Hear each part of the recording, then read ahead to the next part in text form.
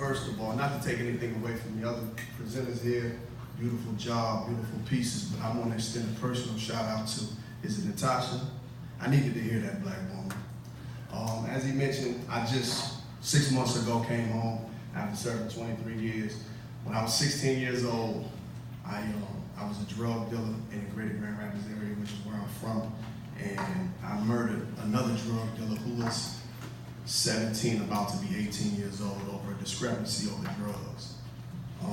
Since I've been home, as J-Mo mentioned, he and I together have worked on several events speaking out against mass incarceration, juvenile justice reform, and the like. And I recently, within these last few days, accepted a job with Avalon Housing as a transitioning age youth outreach specialist. So staying in the realm of some of the work that, I wish that I would have had as a youth.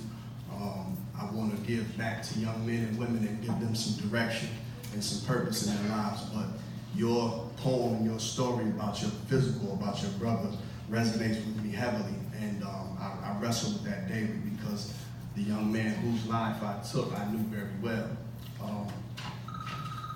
Excuse me. Yikes.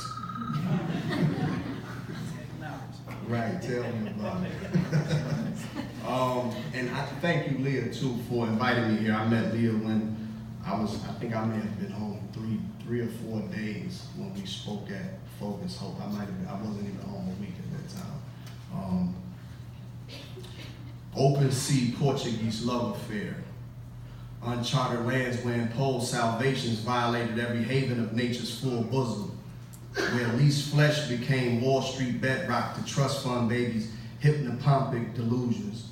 Greed bled in the fiscal earmarkings where wide eyes shut, blind to its own malevolent underbelly. Oh, but it's a class thing now. Legislative excuses reign prevalent.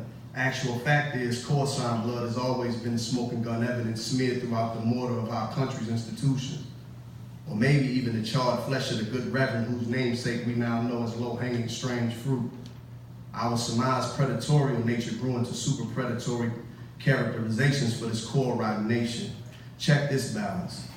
Ridiculous sums of bounty spent annually on incarceration as chicken feed is chucked at education in an era where carceral state is the daily appropriation. For you, do the math. Numbers never tell untruths.